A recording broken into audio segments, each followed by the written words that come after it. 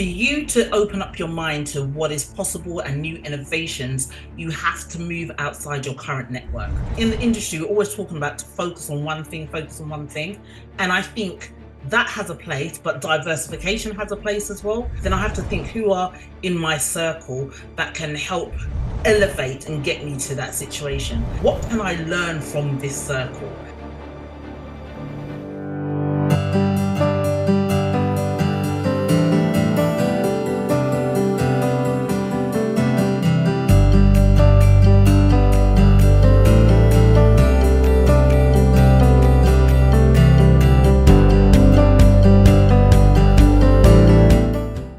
Good day, Michelle. How are you today? I'm very well, thank you. Very well indeed. Thank you very much. And it's time to plan for the new year, and it's that time of the year where people begin to send greetings and, do the PJ pictures. Did you do any PJ pictures this time? Did I do any? Pajamas pictures. No, I left that to other people who had matching sets. We had no matching sets, so we didn't do that. But we did other things. We took pictures and or other things, but not the pajamas, no. Okay, beautiful. And do we have any plans, or do we have any plans for the rest of the year, or you're just going to be planning and thinking and having fun with the family? Well, I don't need to do much plans because I planned before. Like from quarter 3, beginning of quarter 4, I already was planning on what next year would be looking like. I couldn't have left it this late. And so I kind of have a good idea of what we want to achieve next year. And so now I can just use this time to chill. I've got games night later with friends. I'm singing out tomorrow, singing out again on Saturday. So yeah, I can use this time just to chill. Oh, cool, beautiful. That's lovely. Singing is something I also do a lot, yes, and it's one of my regular pastimes. I've done that since I was a kid. Beautiful.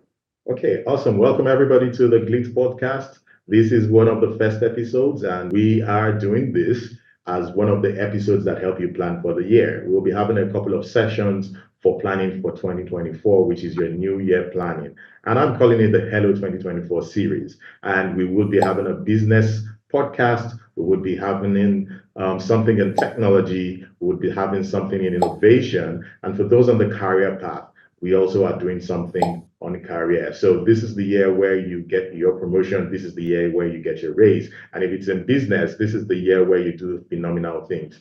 And of course, a lot of things are going to happen this year. We're having elections in the US, a lot of things. There are wars going on in Ukraine and wars going on in the Middle East. But in the midst of that, people are still crushing it, people are still making it. And we believe that you shouldn't be an exception. So tonight we have with me Michelle Raymond.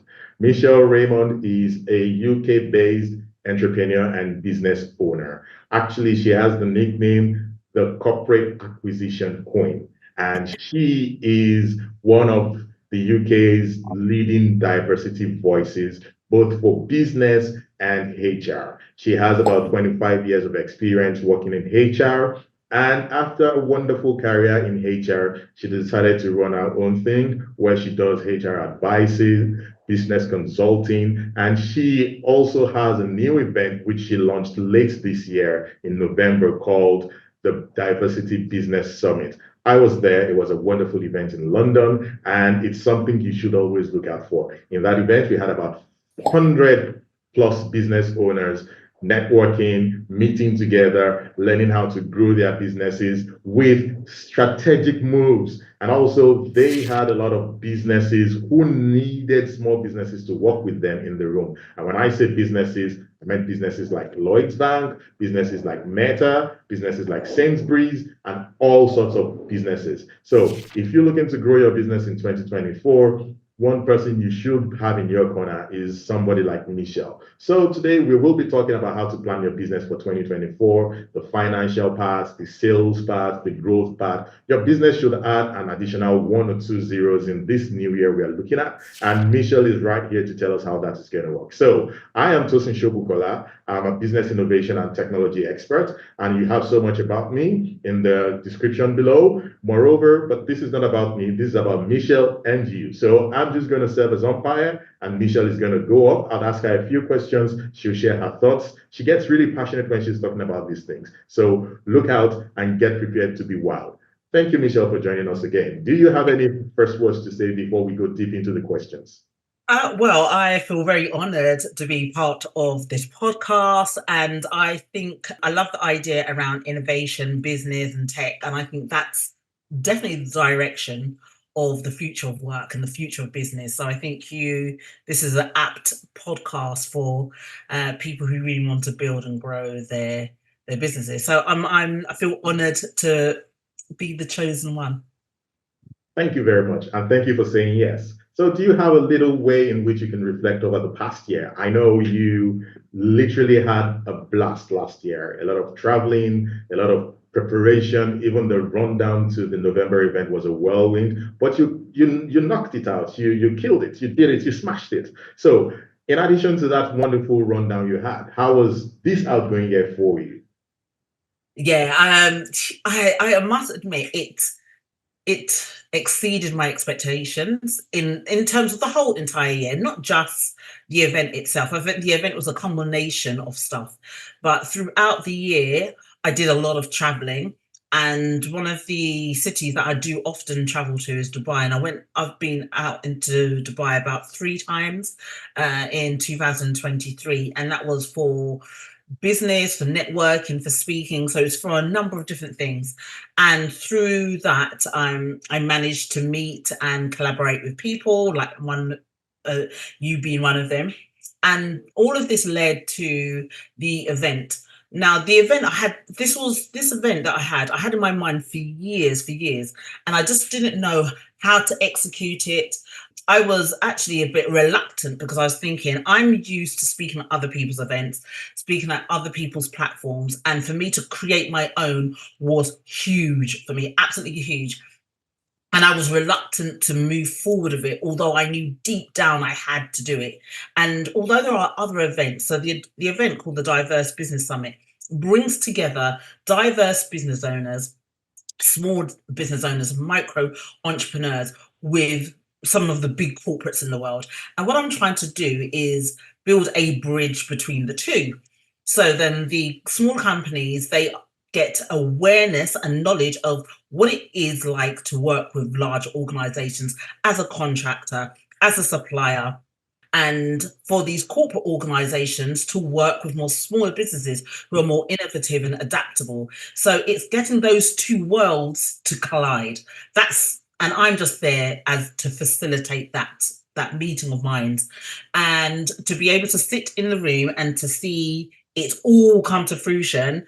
Things that I was already planning before I went into Dubai. I went to Dubai in February, so from January I was planning it. I met up with my friends in February. We started planning out what the logo is going to be, what's the theme, all of that. It's all started to piece together.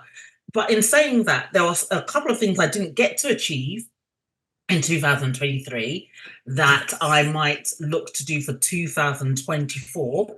But as it stands, what I did achieve, I'm very proud of. And yeah, we go again next year. Beautiful, thank you. And would you attribute any of these achievements in 2023 to any planning, or was it just like happenstance and things happened and then they just happened? Or was there any level of deliberacy or cautiousness in getting this done? Everything in my life is intentional, everything. And so yeah, intentional to the point of I don't leave things to chance. I don't do that. I don't believe in luck. So everything is intentional in the sense of if I'm going to put my mind, once I get my mind around it, it does take a little long, but once I get my mind around it, I know what I'm going for. And I think the planning stages never look like what it needs to be at the end. And that's not what planning is about. Planning is trying to get an idea of what you want, when you want it to happen, putting in time frames and measurements and metrics and all of that. So when all of this was happening, for me, it looked messy. And I was just like, oh my God, is it going to work out the way I want it to work out? But I think I would say towards the latter part, I started seeing it all coming together. Once I got the venue, once I got the buy-in from some of these corporates, I could see how it was working. And I came from the perspective, if not everybody, all the people I wanted to come didn't come. But I said, nevertheless, I'm still going to do this and I'm still going to put my best foot forward and it's still going to be a success. So, what I had to do is forget about the things that weren't going right and just focus on the things that would make this a success. And that's all I did. And yeah, and we're here to tell the tale, aren't we? Yes, we are. And so you say you don't wait for things to happen, and you always make sure that you are in control of what happens to you. Right. So, as a business owner, how do we do this? Does this imply that we need to set goals? Does this imply that we need to have a strategy? Does this imply how do you approach a new year and make sure that things are not happening to you, that you are happening to things? What is the core approach that you should do as a business owner? Yeah, definitely you have to plan ahead. And you have to also plan ahead for the things that you can't plan ahead for, because there's going to be things that, you know, things happen in lives, right? So things could happen with your families, things could happen with your home, a number of things can happen, and things outside our control. I can only control what I can control. I can't control other people or situations. So the things I can, I plan them out. So I understand what I need to do in quarter one of 2024, quarter two, quarter three, quarter four. I need to work, sitting down and working out how much money I want to be making. Then I have to reverse engineer all of that. Then I have to think who are in my circle that can help elevate and get me to that situation. So I'm just looking at my business, and I look at, and part of what we do is a retrospect where we look at what the business has done last year, how did we operate, what went well, what didn't go well. So there's this four grid that I do. I think it's an IT thing, but I mean I do this as part of my training. So we look at what went well and what could have got better, what did we love, what did we like, and what did we long for. So when you look at that quadrant, and then I work out what needs to change for next year. What did I learn from this year that didn't go particularly right that I can make changes for next year? So everything we do is try and plan out as much as we possibly can. And also we plan for any impending risks. So we look at what could possibly go wrong, how do we mitigate against those, what is a backup plan? And there always should be like a plan B of some sort. So yeah, that's what we do just to put us in a better position for next year. Beautiful. Thank you so much. I love the sound of that. So in tech, we call that retrospective. So when we go live with a project, we take some time to look back at what didn't go right or how we could have done it better. And sometimes when things that we didn't plan for happen, when we fix the issue, we also still do a kind of retrospective that says, okay, how could we stop this from happening in future? And what didn't we do that allowed this to catch us napping? And it's a very wonderful approach that you can apply to life because yes, it's good. You talk a lot about risk, and I like the fact that you've said you do a Q1 to Q4 plan of achievements, and then you do a Q1 to Q4 plan of financial. That's almost a no-brainer, even though very few business owners do it. We'll come back to that. But I think one critical thing that you have mentioned is about that where we talk about risks. So when you say you plan for risks, you plan for things that you cannot plan for, as it were. I mean, you sometimes somebody may get pregnant and have a baby in the new year. Sometimes somebody has an accident. Sometimes somebody falls sick. Sometimes there's a government policy. Can you give some insight into how you plan for these things and what is your rule of thumb or standard process for planning for these kind of things? I know you had a career in HR, so leveraging your HR background and of course your business background and of course understanding how corporates work. Because for example, corporates have a budget, corporates have things that they do. The world, the market has a way they react to stuff. How do you do some level of risk planning to ensure that you are not caught napping? Maybe we can use the word scenario planning. Yeah, I love that. So In terms of the line of work I do, so the company we provide services to organizations, and the services are around training, leadership, executive coaching, and training. So that's what we provide, and we make sure that we reduce organizational risks by ensuring that they have a succession leadership pipeline. So that feeds into my HR because I do a lot of work around succession planning and workforce planning. So I do this for organizations that have leaders. And what I need to look at in terms of mitigating any risk is how many companies do I have access to in terms of doing the work. So I have to make sure that I'm not dependent on just a few large clients because they have their own risk, and their risk could be financial, it could be market risk, and something could happen to that company, which is going to have then an effect on us. So I have to make sure that I'm not just putting all my eggs in one basket. And I think in the industry, we're always talking about to focus on one thing, focus on one thing. And I think that has a place, but diversification has a place as well. So what I tend to do is make sure that I'm not just working with one or two clients that could go bust in a few years, or something could happen. They could have a change of personnel. I always make sure I'm trying to connect with more than one person at the organization, because when they go, they just leave and they leave all the knowledge. There's no knowledge sharing. And then this person doesn't know who I am, to have no history of us. So we always make sure that we are diversifying our client base. We have more than one type of client, and we're speaking to different peoples within the organization. That's one of the things we're definitely going to do better for 2024. And another thing we're going to do is make sure that we trademark our work and our service, because I've seen for other people, not so much ourselves, but see where people haven't protected their intellectual property and it's used by different organizations. Now, the thing with us that we definitely need to do, the leadership training that I do for university, I can do for another company, I can do for a law firm, I can do for professional services. So I have to make sure that that piece of work is trademarked, it's our proprietary framework, that no one else can use it, no one else can do it the way that we do it. And if they do, then we've got repercussions, legal repercussions. That's one of the main things that we need to get done, because it's a risk if we don't. Because it's a piece of work that other people can easily replicate. So I need to look at a way of trying to protect that. So those are the two main things in terms of risk: is definitely diversifying our client base and making sure that we're protecting our intellectual property. And just bearing in mind what's happening with the world. You know, we had COVID and we had lockdown. Who's to say lockdown will not happen again?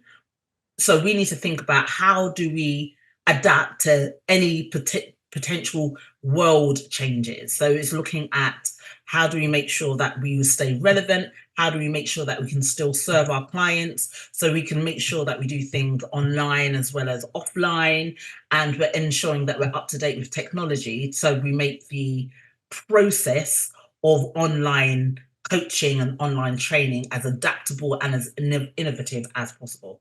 So yeah, we're definitely all upskilling at the moment. Beautiful. So scenario planning with respect to portfolio diversification, scenario planning with respect to another pandemic or another worldwide effect that could ground regular business, and also making sure that your intellectual property is secure and safe. Okay, Yes. beautiful. Okay, so I think these also have tied into your kind of business goals for the year. And you mentioned also that you already have a list of things that you want to achieve. And how long does it take you to do your planning for the year? Is it something you do specifically, deliberately, or it just comes by a rule of thumb as a business owner? So what I do is things will come into my mind, and I have a note. I use Evernote, and I just write down things as they come into my mind. But then I have a proper session where I will sit down, and not just by myself. I might have some ideas, but I think it's always good to talk to other people who either they can contribute something, they have world experience, they can contribute. So I never sit and try and plan by myself. I try and plan with other people that I trust, and get their buy-in, get their feedback, because they'll probably see things that I don't see. Sometimes you can be so close to the business that you do need outside, either an outside mentor or somebody who has invested interest into your business so that they can look at it from a different view. So that's what I tend to do. I never do these strategy sessions by myself. Beautiful. So you have a bucket list that any next year project typically goes into, and Yeah. on planning day, you bring it all out, and you never plan alone. You No. never walk alone. I know. I can work alone, and I sometimes do work alone. As an only child, I've learned I do a lot of things by myself, and Mm. I'm highly motivated. I don't need other people to motivate me. I, when loads of people, they need to be held accountable. I don't need that, because I know what I need to do and I can do it myself. But I find that if I just stick to just doing it by myself, I get so siloed and just one dimensional. And I have to remember that I'm looking at things through my eyes, through my map of the world. I have to make sure that I'm taking into account what else is happening. So I have to actually force myself to work with other people. Which is beautiful because a lot of people think in their own world, and unfortunately, not many people have a very broad view of the world, and that allows them not to have a full-blown grasp of what exactly is going on. And what I say to people typically is that nobody is indispensable and nobody is infallible. So even if you are extremely intelligent, even if you are multi-potentialite or multi-talented, you still never get to know everything by yourself. So you need to be able to find a way whereby you can always get the thoughts of others in so that you can grow. Nice thinking. Definitely. Okay, so let's talk about finances. So how do you plan for finances in the year? Of course, business needs to be successful. You need to file your returns. You need to do taxes. You need to do all that, which everybody should do. But we're not going to go into the details of returns or filing taxes and all of that. Everybody knows what to do, and they know who to speak to. But the issue is sometimes you want to run away from tax because when you look at your profit, you're like, there's no way I'm going to do stuff with this. But I have a different perspective. The fact that I'm paying tax means that I'm profitable. So, Yes. Yes. what should a business do to ensure that they are really profitable? Because I see that many businesses hope, but they really do not have a plan to specifically say, this is how much I want to make. Even when they have a desire or hope or aspiration, they really don't go for it that way. So what do you recommend businesses do? And what have you seen businesses do? And what have you done to ensure that if I want to make 150K or 1 million, I can get it? Yeah, I think what you've got to do is be really honest with where you are. And I think it's always good to dream big, but also you need to just take stock in terms of if you're not going to make any fundamental changes, nothing really is going to change. So for me, I will look at last year and I'll look at what are my business as usuals. Yeah, so there's the business as usual, like my internet, software, and my tech stuff. I look at that so I know exactly how much is coming out each month. Then I look at how much money is coming in. Because if I'm saying, yeah, I want to make 500K this year, 600K, I have to really look and think, what do I need to do different next year? Because I didn't make it last year. So what do I need to do different next year? So I look at all the ongoing cost and then I look at where the market is changing, where I can capitalize on and where I need to increase my products or my service? Do I need to sell more of my products and service to the same people? It's all those kind of things. So I do run scenarios. So I look at what is my average service. And if I sell five of these, people will say, oh, well, if you just sell 10 a month and then you'll get to your figure. But selling 10 a month also comes with a cost because there's a number of marketing that needs to go with each sale. And people don't think of that. So when I hear lots of coaches say, oh, all you need to do is sell 10 of those and 15 of those, and you're going to make your 10 figures, you're going to make your 8 figures, 7 figures. But you have to also bear in mind like all the opportunity costs or whatever you want to call it. So that's how I work it out is okay, so if I need to sell 10 of those and I look at my conversion, I've got a spreadsheet where I can roughly see what my conversion rate is, and then I work all of those things out, then I know actually I have to spend this much to get 10 clients in. So you have to be really, we've mentioned it before, you've got to be really strategic, very intentional. I do have a budget spreadsheet, so I can see all the things that I'm spending each month. I can see all the new things that are coming in, additional spend, or if I've got like team members that want to get paid more next year, all of those things I need to take into account. So I work out all of those things, then I know exactly how much work I need to put in to get the money that I want at the end of the day. That's as simple as it is, you know. So obviously I know I've got taxes, you know, people might have to pay other things. And I work it out. I have an accountant as well. So, you know, the accountant, we do have like every quarter we will look at, you know, where best to put the money, if high in tax, where we can spread it out, you know, all of those things, be clever. So all these things we need to work out before you even, you know, all this 7 figure business owner, what does that look like in practice? And if you're not going to change your behavior, and when I say your behavior, how you do business, Approach. yeah, nothing's going to change. Absolutely nothing's going to change. The amount of people I hear saying, "Oh, my 2024, I'm going to do this, I'm going to do that," and I always say, "So what's going to be different?" And they can't verbalize what's going to be different. So I said, "So why do you think you're going to make that money if you didn't make it last year?" There has to be a difference in mindset, different in behavior, difference in belief, difference in your service.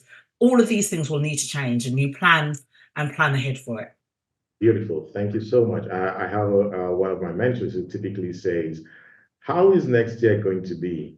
And he says, well, pretty much the same the past 5 years have been, because the sun's going to rise, it's going to go down, and the moon's going to come up. Winter will come, summer will come, spring will come.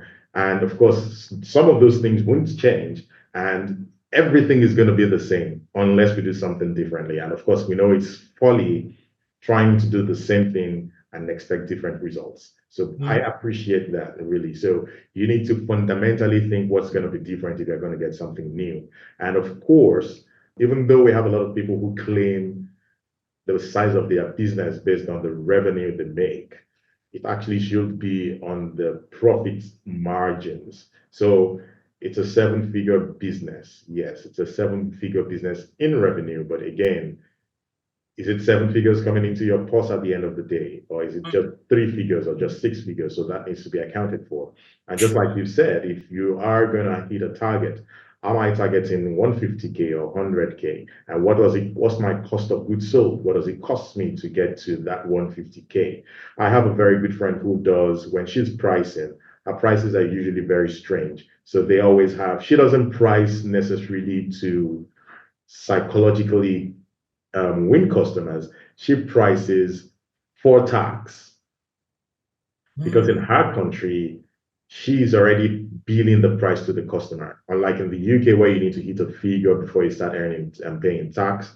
For her, she prices things like 147.50 or 146.50, where 46 or 16.50 is tax, Yes, yes, yes, or yes. 650 is tax. So of course the cost, and of course, or if there's a Stripe payment gateway charge or a PayPal charge, everything is in the price. So Yeah, she knows my price is 140, 650 is tax, charges, and everything, or whatever her price is. So I think yeah. that's a very, very good one. So don't just price on revenue expectations alone, price on also your cost of goods sold and also on profit. Yeah, definitely. Because it starts to eat away. And also, even if a piece of work has come your way, you have to make sure that you have agreements in place that the person who's passed the work on to you, have you got any agreements in place that you're going to give them commission or referral? Because that is another percentage you need to bear in mind in terms of your cost, because you might say, oh, I'm going to just charge 500, but not realizing you still have to give someone 20%. So all of these things you have to definitely bear in mind. Beautiful. And you mentioned something about a spreadsheet.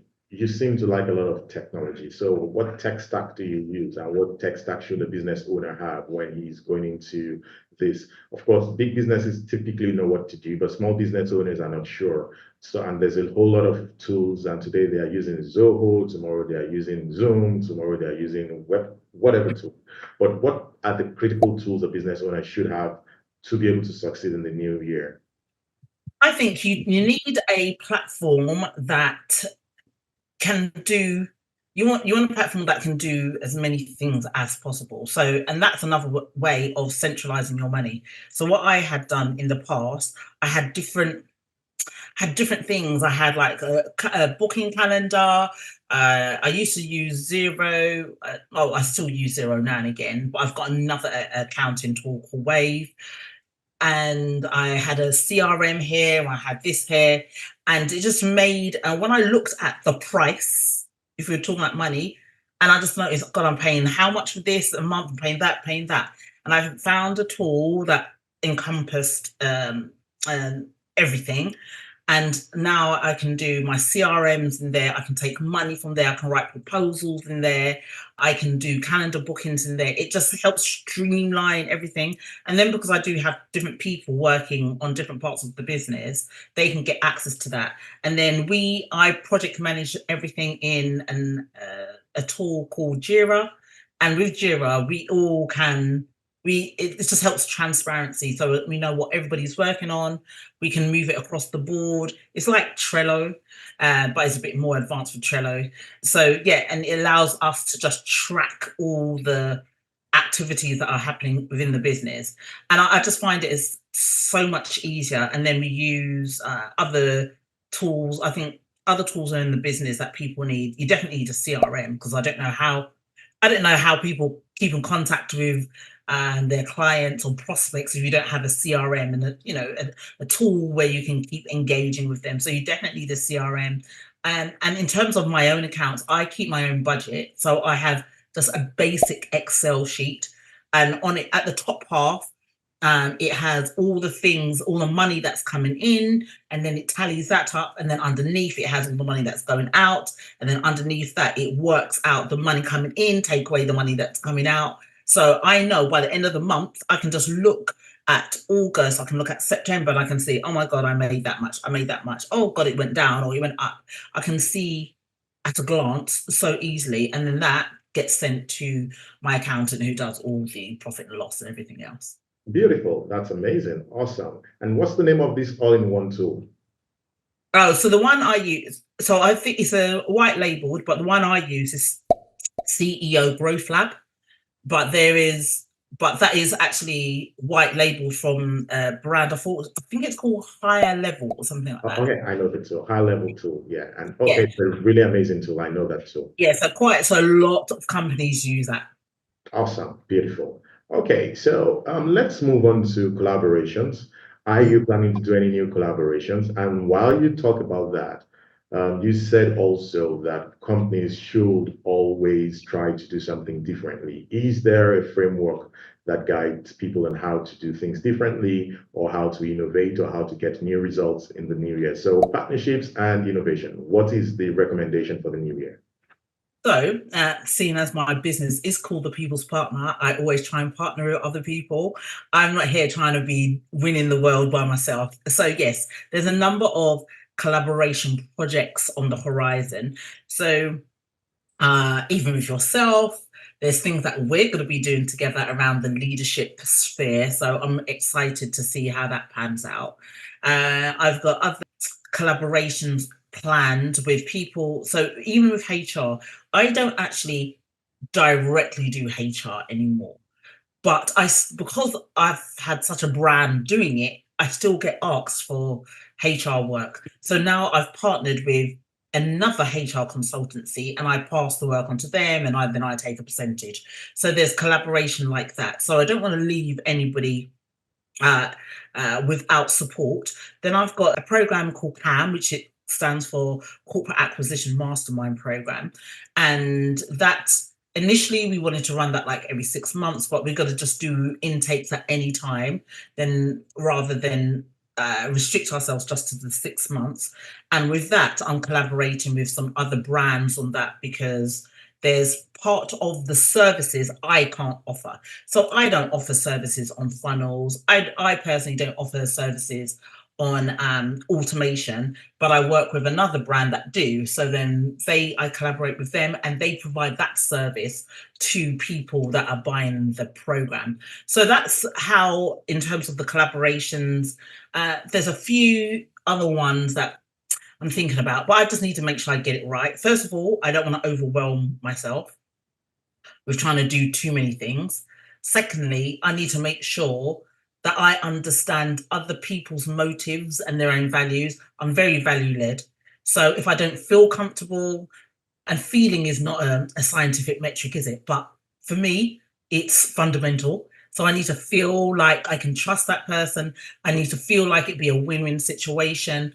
And I need to feel that the person, their intentions are pure. I don't want to go into any relationships or partnerships or collaborations with people that yeah, they have their values a bit skew-iffed. And then I still work with another company. I've been partnered with them for the last 4 or 5 years, actually, a brand called GTEX. And myself and Simone, we have been together partnering. We partner on programs together, and it works perfectly. We've had no problems. We meet up every Monday. I deliver work for his clients. He delivers works for mine, so it works perfectly. So in terms of collaboration, that's the plan for next year. Definitely, so interesting About collaborations. innovation, how can people choose? How can people get to do something differently from what they've been doing? If you say, don't do the same thing, if you want some sanity, do something different. So how can they inject some sanity into their businesses? What different things can they do so that they can get different results in I a think, nutshell? yeah, I think one of the things that people will have to do is move outside their current network. I'm an avid believer of that. For you to open up your mind to what is possible and new innovations, you have to move outside your current network.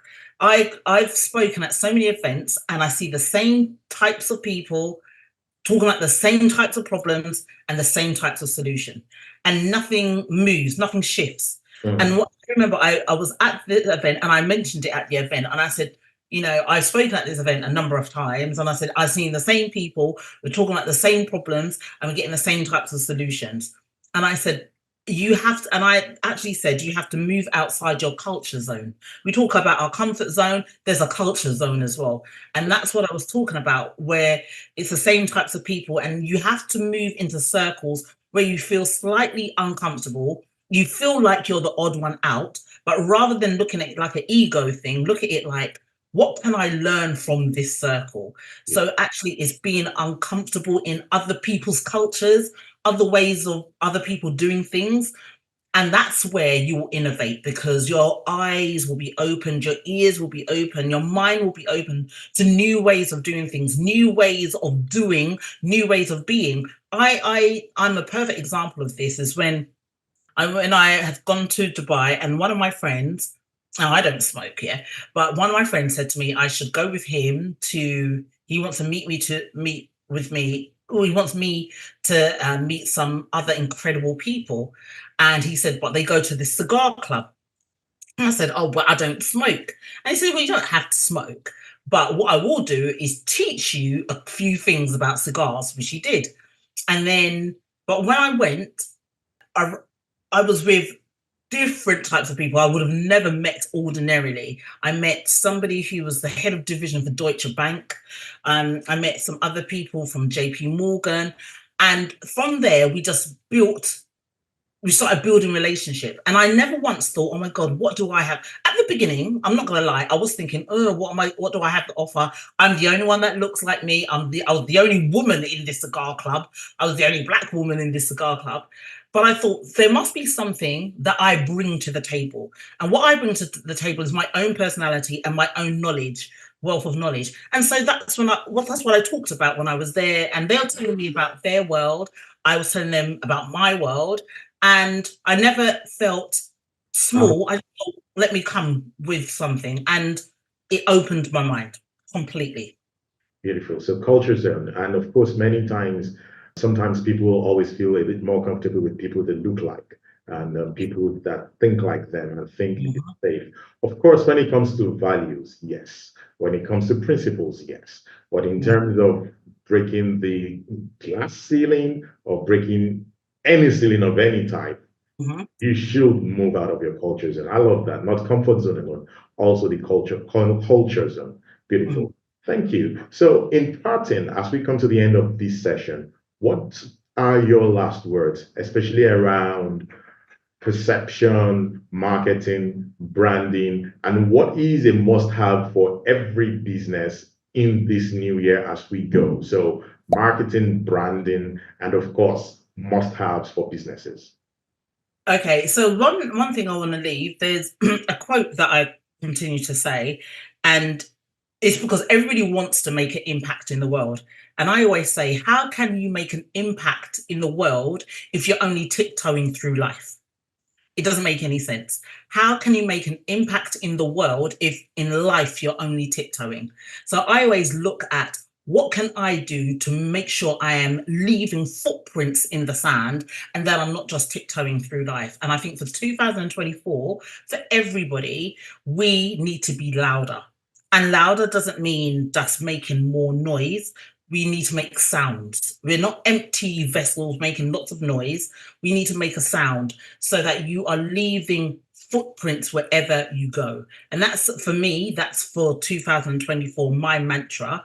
And also, I think for next year, another thing that's stuck in my mind is integrity over income. I've been challenged this year and it's challenged my integrity in so many different aspects. And I mentioned this in 2021 because I remember putting a post about this, and I'm going to repost it in 2024.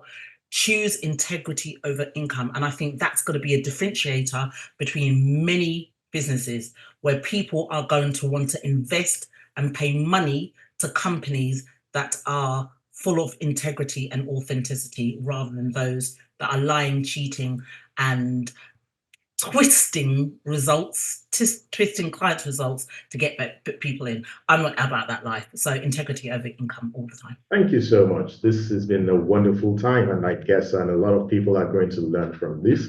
Thank you for joining this episode of the GLIT podcast. We are live on Spotify, we are on Google Podcasts, and almost any other channel where you can get your podcast. We are also available on YouTube as video. So if you want to watch us, you want to see the faces of the people who you've been speaking with or who you've been listening to, you can watch us on YouTube. Today's guest was Michelle Raymond, CEO of the People's Partner and the convener of the Diversity Business Summit in the UK. It's been wonderful having you around, Michelle. Any last words? Do you want to say one or two things? Just one sentence so that we can take that as a mantra for the next guest on the podcast. No, I've got nothing more to add. I think I'll just reiterate that 2024 has to be a year of integrity. It has to be a year of integrity. Okay, I will take that to the next person. I think we'll be talking leadership. So she has to use integrity to define leadership. Awesome having you, Michelle. And we need to do this again very Yes. soon. Thank you so much for obliging Thank you me. so much. And we will see you very soon. Thank you, Thank you. Michelle.